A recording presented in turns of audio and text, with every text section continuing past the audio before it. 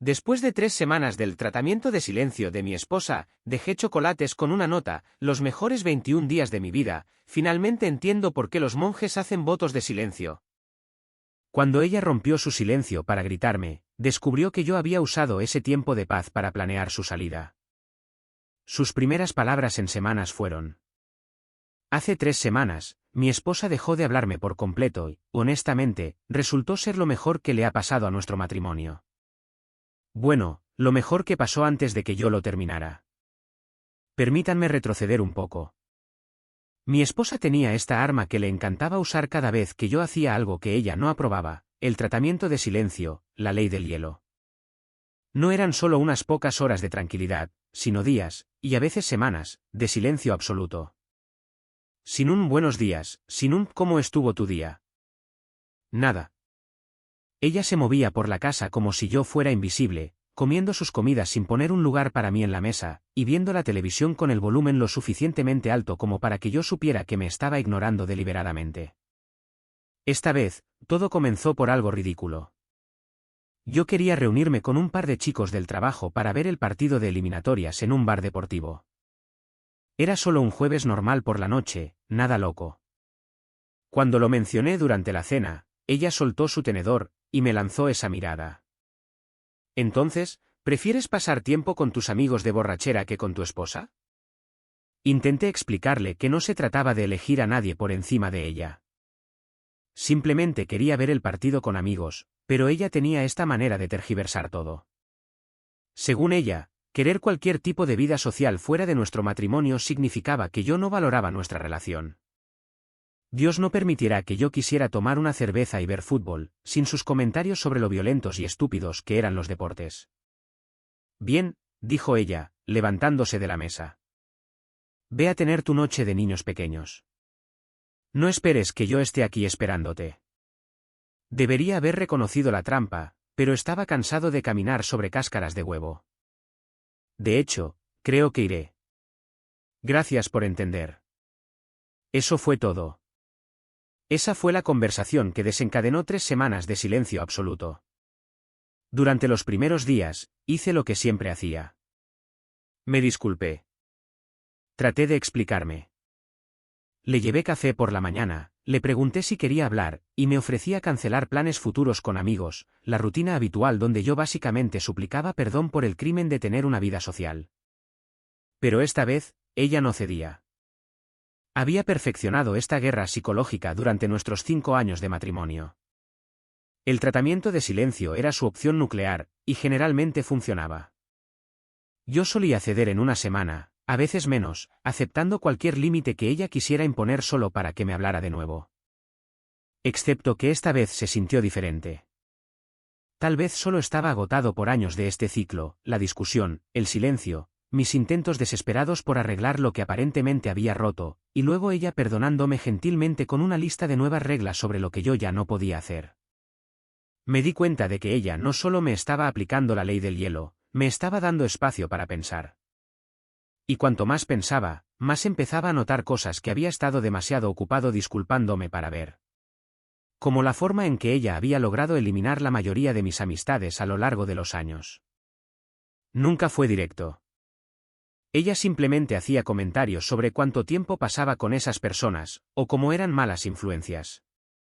Cuando yo llegaba a casa después de salir con alguien, ella se mostraba fría y distante, hasta que yo me sentía lo suficientemente culpable como para rechazar la siguiente invitación. O como me había convencido de alguna manera de que mis pasatiempos eran desconsiderados. Me encantaba ver programas de crímenes, pero según ella, eran demasiado violentos y perturbadores. Se sentaba allí suspirando y haciendo comentarios sobre lo oscuros y deprimentes que eran, hasta que yo cambiaba el canal solo para evitar el drama. ¿La membresía del gimnasio que compré el año pasado? Ella también mató eso.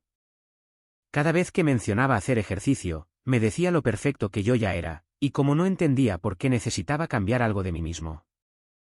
Sonaba como apoyo, hasta que me di cuenta de que ella se sentía amenazada por la idea de que yo mejorara, o de que pasara tiempo en cualquier lugar que no fuera con ella. Pero ahora, con ella negándose a hablarme, tenía esta extraña libertad que no había experimentado en años. Podía ver lo que quisiera en la televisión. Podía enviar mensajes de texto a mis viejos amigos sin ser interrogado al respecto más tarde. Podía ir al gimnasio sin un viaje de culpa. ¿Y saben qué? Por primera vez en años, no estaba caminando por mi propia casa sintiendo que estaba a punto de desencadenar otra discusión. Para el día 10 de su tratamiento de silencio, estaba empezando a entender algo que ella probablemente nunca pretendió que yo descubriera. Esto no era un castigo. Esto era un adelanto de cómo podría ser mi vida en realidad. Al final de la primera semana, tomé una decisión que habría parecido imposible solo unos días antes. Dejé de intentar arreglar lo que supuestamente estaba roto entre nosotros. En cambio, hice algo que no había hecho en años: viví como yo quería vivir. Lo primero que hice fue enviar un mensaje de texto a mi amigo del trabajo sobre ese partido de baloncesto que se acercaba, ese que ella habría encontrado 50 razones para que yo no asistiera. En una hora, teníamos planes para el fin de semana. Sin negociación, sin culpa, sin necesidad de explicaciones. Esa noche, me acomodé en mi sillón reclinable con una cerveza y puse uno de esos programas de detectives de los que ella siempre se quejaba. La casa estaba tranquila, excepto por la televisión, y por primera vez en meses, realmente me relajé. Sin comentarios sobre lo perturbador que era el contenido. Sin suspiros pesados desde el otro lado de la habitación. Sin sugerencias pasivo-agresivas de cambiar de canal. Ella caminó por la sala de estar 2 veces mientras yo miraba, y cada vez hizo notar su presencia reorganizando cosas innecesariamente en la mesa de café, o cerrando ruidosamente las puertas de los gabinetes en la cocina. Mantuve mis ojos en la pantalla. Si ella quería jugar al juego de lo invisible, yo también podía jugarlo. A la mañana siguiente, hice algo que habría desencadenado una discusión masiva hace solo una semana. Me inscribí en una membresía de gimnasio, el mismo gimnasio al que había mencionado querer unirme meses atrás, cuando ella me convenció de que yo era perfecto tal como era y no necesitaba gastar dinero en metas de fitness innecesarias. Cuando llegué a casa esa noche con la bolsa de deporte que había recogido, ella estaba en la cocina preparando la cena. Miró la bolsa, y vi cómo apretaba la mandíbula, pero mantuvo su silencio. Perfecto. Subí a cambiarme y ponerme ropa de entrenamiento. En el gimnasio, me encontré con otro chico de mi antiguo grupo de amigos, alguien con quien no había hablado en más de un año. Terminamos entrenando juntos, y él mencionó cómo se había preguntado qué me había pasado. Aparentemente, simplemente desaparecí de su círculo social sin explicación. Yo sabía lo que había pasado. Cada vez que me invitaban a algún lugar, ella tenía alguna razón por la cual no podía ir. Una cena que ya había planeado, una obligación familiar que aparecía misteriosamente, o simplemente el hecho de que había tenido un día muy difícil y me necesitaba en casa. Pero esta noche, cuando él me invitó a comer algo después de nuestro entrenamiento, dije que sí. Así de simple. Sin consultar con nadie. Sin explicaciones elaboradas sobre por qué podría no estar disponible. Era un hombre adulto haciendo planes con un amigo. Fuimos a un lugar de hamburguesas en el centro. Nada elegante, solo buena comida y conversación fácil. Me contó sobre su nuevo trabajo, su novia, y algunos amigos mutuos con los que había perdido contacto. Cosas normales, conversación de adultos sin alguien monitoreando cada palabra o tomando notas mentales para criticarme más tarde. Cuando llegué a casa alrededor de las 9, ella ya estaba arriba. Podía escucharla moviéndose en el dormitorio, probablemente haciendo suficiente ruido para hacerme saber que estaba consciente de mi llegada tardía. Tomé otra cerveza y vi los momentos destacados de los últimos juegos. La segunda semana comenzó conmigo estableciendo una rutina que no había tenido en años: gimnasio antes del trabajo, tomar mi hora de almuerzo en lugar de comer en mi escritorio, y planes casi todas las noches. No porque estuviera tratando de evitarla, sino porque estaba recordando lo que disfrutaba hacer. El martes por la noche fue una cena con 2 amigos de la universidad que habían dejado de invitarme a lugares hace años. El miércoles, me quedé tarde en el gimnasio y probé esa clase de boxeo que siempre había querido tomar. El jueves fue el partido de baloncesto al que originalmente quería asistir 3 semanas antes. Cada noche que llegaba a casa, ella estaba allí manteniendo su silencio, pero observando todo lo que hacía. Podía verla frustrarse más a medida que pasaban los días. Esto no iba de acuerdo con su guión habitual. Normalmente, Para este momento, yo ya me habría derrumbado. La habría sentado y le habría suplicado otra oportunidad para explicarme, prometido hacerlo mejor, y aceptado cualquier restricción que ella quisiera imponer a mi vida social. Pero no estaba haciendo nada de eso. En cambio, estaba descubriendo algo interesante. Sin su crítica y control constantes, realmente estaba disfrutando mi vida de nuevo. Había olvidado lo que se sentía hacer planes espontáneos. Tener conversaciones que no requerían caminar a través de un campo minado de posibles detonantes. Llegar a casa sintiéndome con energía en lugar de agotado. Para el viernes de la segunda semana, estaba del mejor humor que había tenido en meses. Había perdido algunos kilos gracias a la rutina del gimnasio, me reconecté con amigos que genuinamente parecían felices de tenerme de vuelta, y redescubrí pasatiempos que había abandonado para mantener la paz en mi matrimonio. Fue entonces cuando decidí divertirme un poco con la situación. Me detuve en la tienda y compré una caja de chocolates caros, del tipo que a ella realmente le gustaban, no de los baratos. Cuando llegué a casa, los puse en la encimera de la cocina con una nota que decía, los mejores 21 días de todos. Finalmente entiendo por qué los monjes hacen votos de silencio. Los dejé allí y subí a ducharme. Cuando bajé, los chocolates habían desaparecido, pero la nota seguía allí. Ella la había leído, había tomado los chocolates, pero no podía responder sin romper su preciado tratamiento de silencio. Por primera vez en nuestro matrimonio, yo tenía la ventaja, y apenas estaba comenzando. La nota de los chocolates tocó exactamente el nervio al que apuntaba. Durante los siguientes días, pude sentir su frustración acumulándose como presión en una olla de vapor. Pisaba fuerte por la casa un poco más ruidoso, cerraba las puertas con un poco más de fuerza, y encontraba formas cada vez más creativas de hacerme saber que estaba furiosa sin hablar realmente. Pero aquí está la cosa sobre los tratamientos de silencio: cuando dejas de preocuparte por ellos, se convierten en el problema de otra persona, no el tuyo. Dupliqué todo lo que aparentemente la estaba volviendo loca. Mi rutina matutina ahora incluía batidos de proteínas, lo que significaba usar la licuadora a las 6:30 de la mañana. Ella aparecía en la cocina con una mirada asesina. Pero como no podía quejarse sin romper su silencio, simplemente tomaba su café y desaparecía escaleras arriba. El gimnasio se había vuelto innegociable. Todos los días después del trabajo, a veces incluso durante las pausas para el almuerzo. Y estaba obteniendo resultados. Mi ropa me quedaba mejor.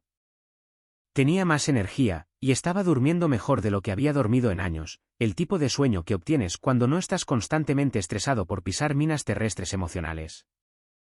Mi calendario social estaba más ocupado de lo que había estado desde la universidad. Fútbol los domingos por la tarde con los chicos. Juegos de póker los miércoles por la noche. Los viernes de happy hour que realmente se mantenían felices porque nadie me estaba enviando mensajes de texto cada 20 minutos preguntando cuándo llegaría a casa. Ella odiaba todo eso. Podía verlo en la forma en que me miraba prepararme para salir. La forma en que se posicionaba en cualquier habitación en la que me estuviera vistiendo, claramente queriendo decir algo, pero atrapada por su propia estrategia de castigo. La mejor parte fue lo obvios que se habían vuelto sus intentos de romper mi rutina. De repente necesitaba ayuda con algo justo cuando me dirigía al gimnasio. Comenzaba a cocinar cenas elaboradas exactamente a la hora en que yo solía reunirme con amigos para tomar algo. Desarrollaba dolores de cabeza misteriosos o días malos que históricamente me habrían hecho cancelar mis planes para quedarme en casa y consolarla. Pero ya no mordía el anzuelo.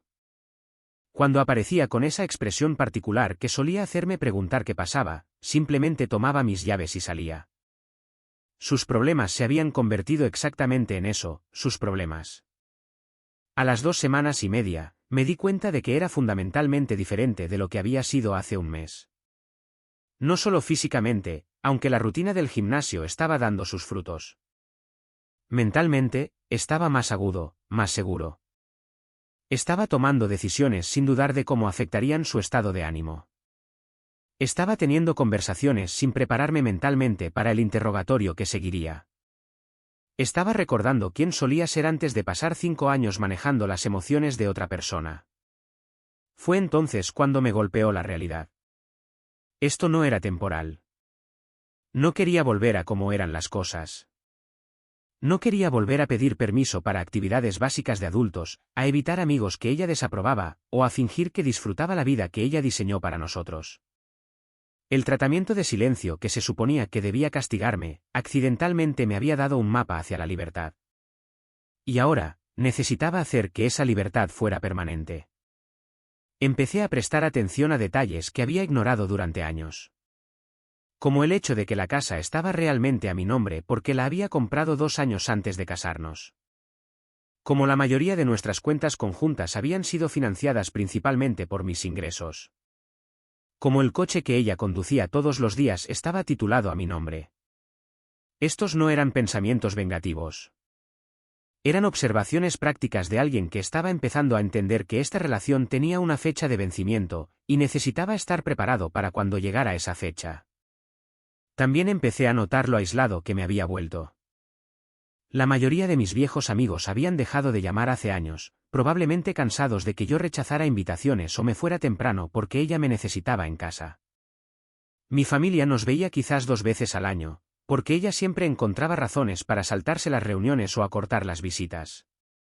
Pero en solo 2 semanas de vivir sin su aprobación, me había reconectado con personas que realmente parecían disfrutar de mi compañía. Personas que no criticaban mis decisiones ni me hacían sentir culpable por tener intereses fuera de nuestra relación.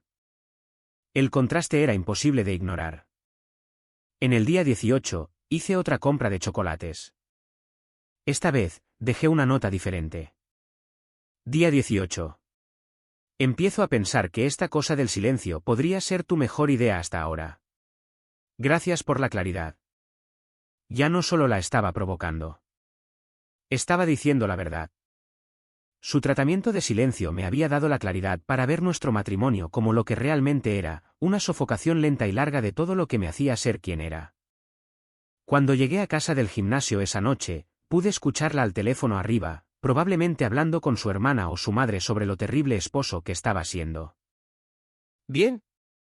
Que les explique cómo su estrategia de castigo había fracasado tan espectacularmente que su esposo estaba prosperando sin su atención. Tenía 3 días más de silencio para averiguar exactamente cómo quería que esto terminara. Porque definitivamente iba a terminar. El día 19 cambió todo. No por nada que ella hiciera, sino por una conversación que tuve con mi abogado. Lo llamé esa mañana desde mi oficina, aparentemente para preguntar sobre la actualización de mi testamento. Pero a los 20 minutos de la conversación, me encontré haciendo preguntas diferentes. Preguntas sobre la división de bienes, sobre los plazos de divorcio, y sobre qué derechos tenía alguien cuando había estado viviendo en una casa que no era de su propiedad. Fue profesional al respecto. No pidió detalles, simplemente expuso los hechos. La casa era mía, comprada antes del matrimonio. El coche que ella conducía estaba a mi nombre. Nuestra cuenta corriente conjunta podía ser cerrada por cualquiera de las partes. Ella tendría 30 días para desalojar si yo proporcionaba el aviso adecuado. ¿Planeas presentar la demanda? Preguntó. Miré por la ventana de mi oficina hacia el estacionamiento de abajo. Planeo estar preparado. Esa tarde, hice algo que nunca había hecho en 5 años de matrimonio. Revisé nuestros registros financieros sin su conocimiento. Estados de cuenta bancarios, facturas de tarjetas de crédito, cuentas de inversión. Todo. Lo que encontré fue revelador. En los últimos 5 años, ella había contribuido quizás con un 20% a los gastos de nuestro hogar. Su trabajo a tiempo parcial en la boutique apenas cubría sus compras personales, que resultaron ser sustancialmente más caras de lo que yo había imaginado. La tarjeta de crédito conjunta que usaba para comestibles y artículos para el hogar mostraba cargos en tiendas de ropa de alta gama, restaurantes caros con sus amigas, y tratamientos de spa de los que nunca había oído hablar. No estaba enojado por el dinero. Estaba enojado por la mentira. Ella se había posicionado como una socia igualitaria en nuestro matrimonio mientras vivía de mis ingresos y criticaba cómo elegía yo gastar mi tiempo libre. Esa noche, abrí una nueva cuenta corriente en un banco diferente, no para ocultar dinero, sino para establecer independencia. Luego, actualicé mi depósito directo para dividirlo entre la antigua cuenta conjunta y mi nueva cuenta individual. Ella todavía tendría acceso al dinero, pero yo tendría seguridad. Cuando llegué a casa después de hacer estas diligencias, ella estaba en la cocina de nuevo, preparando la cena para uno. Miró los papeles del banco que había dejado en la encimera, y vi algo parpadear en su rostro. No solo ira esta vez. Preocupación. Bien. Ella debería estar preocupada. El día 20 trajo más preparativos. Llamé a una empresa de mudanzas para obtener estimaciones de servicios de embalaje y almacenamiento. No porque yo me fuera, esta era mi casa, sino porque alguien más lo haría. Programé la consulta para la semana siguiente, después de que su fecha límite de silencio hubiera pasado. También hice algo que se sintió tanto liberador como definitivo. Llamé a mi hermano, con quien no había hablado en meses porque ella me había convencido de que él era demasiado negativo y siempre estaba causando drama. Resultó que él se había estado preguntando dónde había desaparecido yo, y estaba genuinamente feliz de saber de mí. Hablamos durante más de una hora sobre el trabajo, sobre sus hijos, y sobre planes para las próximas vacaciones que no implicarían caminar sobre cáscaras de huevo o irse temprano porque alguien estaba pasando un momento difícil en las reuniones familiares. «Suenas diferente», dijo antes de colgar. Mejor, dije. Más como yo mismo. Tenía razón. Me estaba convirtiendo en mí mismo de nuevo, pieza por pieza, conversación por conversación, decisión por decisión.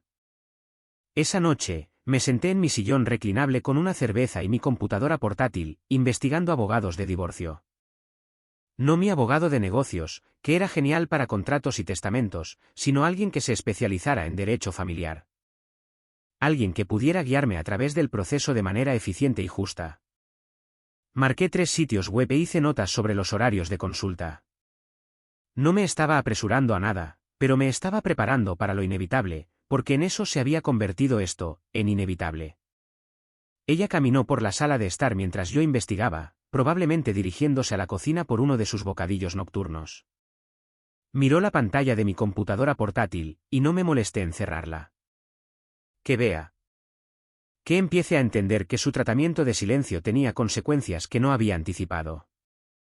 Pude sentirla merodeando cerca de la puerta, probablemente tratando de leer más de lo que yo estaba mirando. Por un momento, pensé que podría romper su silencio en ese momento, que podría preguntar qué estaba haciendo o exigir una explicación, pero no lo hizo. Mantuvo su compromiso de no hablar, a pesar de que claramente la estaba matando quedarse callada. Perfecto. Un día más de esta farsa, y luego le mostraría exactamente lo que había logrado durante sus 3 semanas de silencio. Mañana era el día 21. El día en que se suponía que su castigo terminaría y nuestra rutina normal se reanudaría. El día en que se suponía que yo debía disculparme, prometer hacerlo mejor, y someterme a cualquier nueva restricción que ella decidiera imponer. En cambio, mañana iba a ser el día en que le entregaría los papeles de divorcio y un aviso de desalojo de 30 días de mi casa. Su tratamiento de silencio estaba a punto de terminar, pero no de la manera que ella había planeado. El día 21 llegó como la mañana de Navidad, excepto que yo era el que tenía los regalos para dar. Me desperté temprano, fui al gimnasio para lo que se había convertido en mi rutina matutina estándar, y llegué a casa para encontrarla en la cocina haciendo café. Ella me miró expectante, probablemente esperando algún reconocimiento de que su periodo de castigo había terminado oficialmente, y que yo estaba listo para arrastrarme suplicando. En cambio, me serví mi propio café, tomé mis ingredientes para el batido de proteínas, y comencé mi rutina matutina habitual. La licuadora estaba particularmente ruidosa esa mañana. Ella seguía manteniendo el silencio, pero podía sentirla observándome, esperando a que yo hiciera el primer movimiento hacia la reconciliación. Así es como funcionaba esto usualmente. Ella me quebraba con días o semanas de trato frío, y luego gentilmente me permitía disculparme y prometer hacerlo mejor. Hoy no. Fui al trabajo, me ocupé de mis responsabilidades habituales, y me reuní con mi abogado durante el almuerzo para recoger los papeles que solicité, la petición de divorcio, el acuerdo de liquidación de bienes, y el aviso de desalojo de 30 días. Todo preparado profesionalmente, todo legalmente sólido. Cuando llegué a casa esa noche, ella estaba en la sala de estar viendo uno de sus programas de realidad, los mismos programas por los que siempre me había criticado por no disfrutar, alegando que estaban por debajo de nuestro nivel intelectual. Es curioso cómo sus estándares se habían relajado durante su tratamiento de silencio. Pasé junto a ella sin ningún reconocimiento y fui a la cocina para comenzar a preparar la cena para mí, tal como lo había estado haciendo durante 3 semanas. Fue entonces cuando la escuché levantarse del sofá.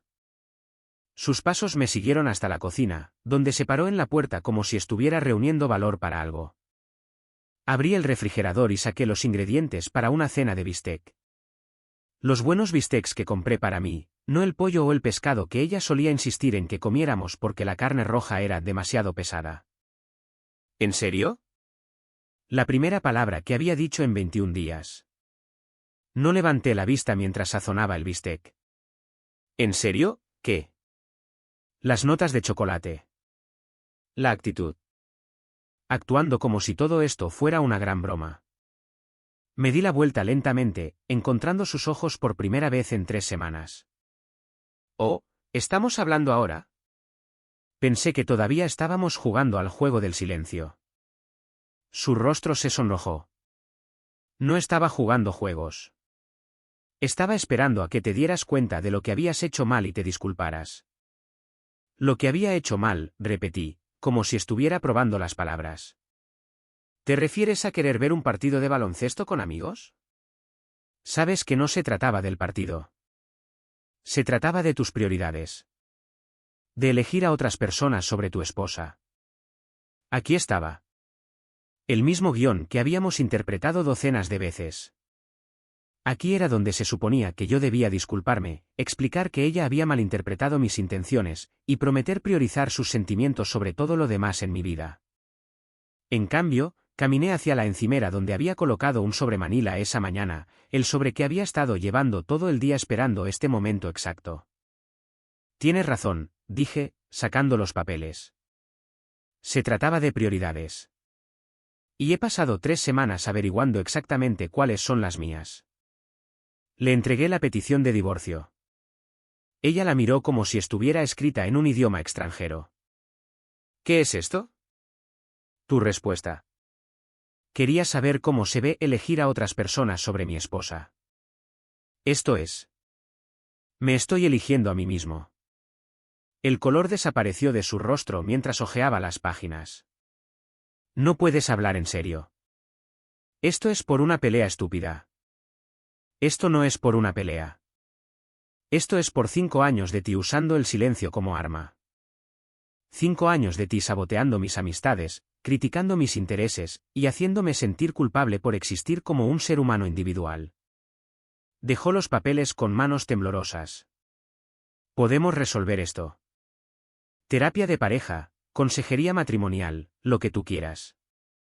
Saqué el segundo juego de papeles. Este es un aviso de desalojo de 30 días. La casa está a mi nombre.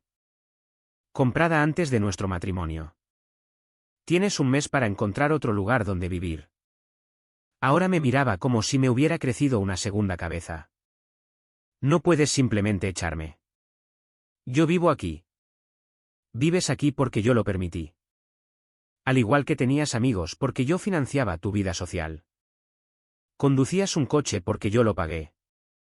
Y tenías el lujo de trabajar a tiempo parcial porque yo cubría nuestros gastos reales. Eso no es justo. Yo contribuí a este matrimonio ¿Al hacer qué? ¿Monitorear mis amistades? ¿Criticar mis pasatiempos? ¿Usar manipulación emocional cada vez que quería hacer algo que no aprobabas? Abrió la boca para responder, luego la cerró. Por una vez en nuestra relación, no tenía una respuesta lista. Hace 3 semanas, dejaste de hablarme porque quería ver un partido con amigos. Pensaste que me estabas castigando. En cambio, me diste las mejores 3 semanas de mi matrimonio. Me mostraste cómo podría ser la vida sin tu constante desaprobación y control. Hice un gesto hacia los papeles en sus manos. Esos son los resultados de tu tratamiento de silencio. Usé ese tiempo para recordar quién era yo antes de pasar 5 años manejando tus emociones. Lo usé para reconectarme con amigos a los que habías alejado. Lo usé para redescubrir intereses que me habías convencido de abandonar. Esto es una locura. Estás tirando nuestro matrimonio por la borda por nada. No lo estoy tirando. Lo estoy terminando. Hay una diferencia.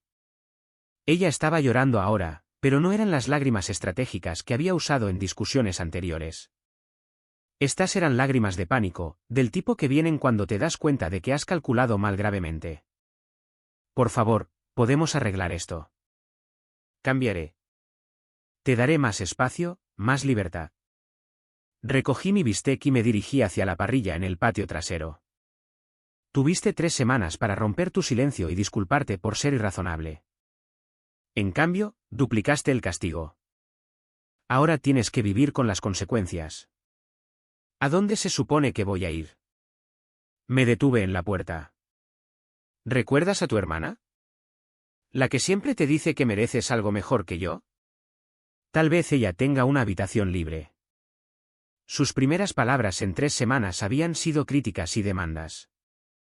Sus últimas palabras, mientras yo cerraba la puerta del patio detrás de mí, fueron por favores desesperados que ya no me interesaba escuchar. Los siguientes 30 días fueron una clase magistral sobre cómo mantenerse firme cuando alguien se da cuenta de que ha perdido toda su influencia. Ella intentó todo, las lágrimas, la ira, el regateo, las promesas de cambio.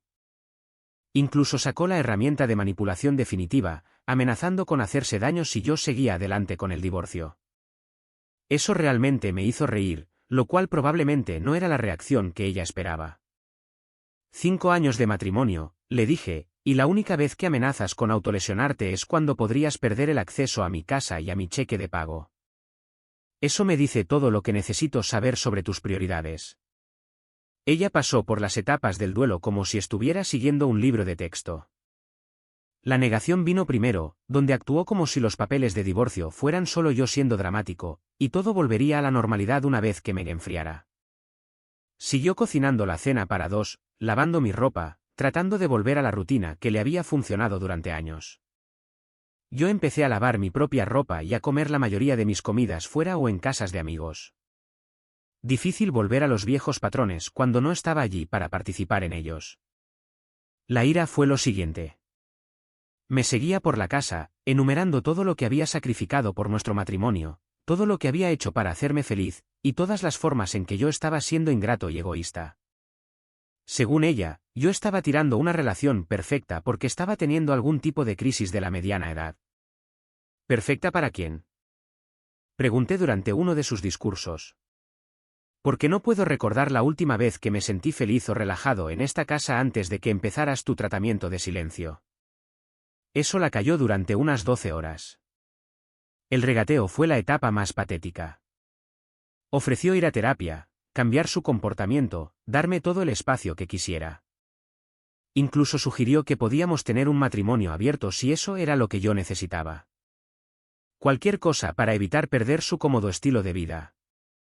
Estás ofreciendo arreglar problemas que pasaste 5 años negando que existieran, señalé. ¿Dónde estaba esta flexibilidad cuando quería tomar una cerveza con amigos? 2 semanas después de su aviso de 30 días, intentó un enfoque diferente. Invitó a su hermana para lo que supongo que se suponía que era una intervención. A su hermana siempre le había caído mal yo. Siempre le dijo que podía conseguir algo mejor. Siempre la animó a ser más exigente en nuestra relación. Llegué a casa del gimnasio para encontrarlas a ambas en mi sala de estar, claramente habiendo planeado algún tipo de confrontación. Ella dice que la estás obligando a irse sin tener a dónde ir, comenzó la hermana antes de que yo hubiera dejado mi bolsa del gimnasio. Ella tiene a dónde ir, respondí. Simplemente no quiere ir allí porque no será tan cómodo como vivir aquí gratis. Este es su hogar también. Saqué mi teléfono y les mostré los documentos inmobiliarios. Su nombre no está en la escritura. Su nombre no está en la hipoteca. Ella vive aquí porque yo lo permití, no porque tenga ningún derecho legal sobre ella. La hermana parecía incómoda. Bueno, ella es tu esposa. No por mucho tiempo más.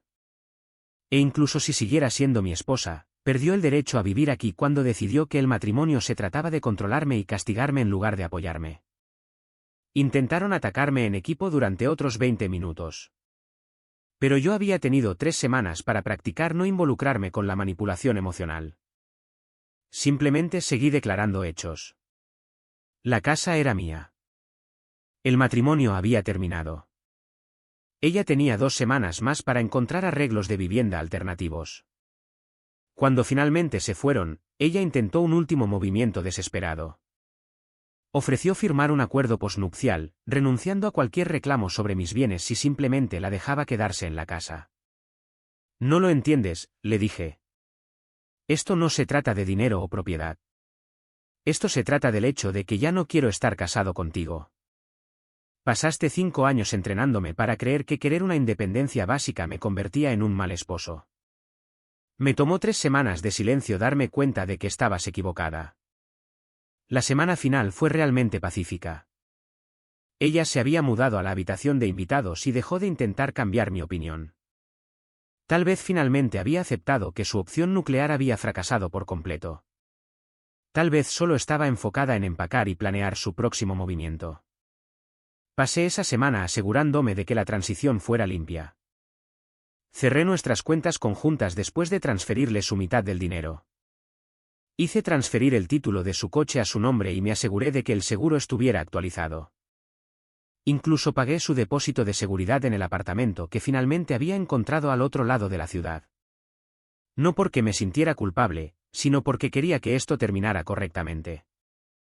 Sin cabos sueltos, sin excusas para contacto futuro, sin razones para que ella afirmara que yo había sido injusto o vengativo. El día de la mudanza, ayudé a cargar sus cosas en el camión, no por nostalgia o dudas, sino porque quería asegurarme de que todo lo que le pertenecía se fuera con ella.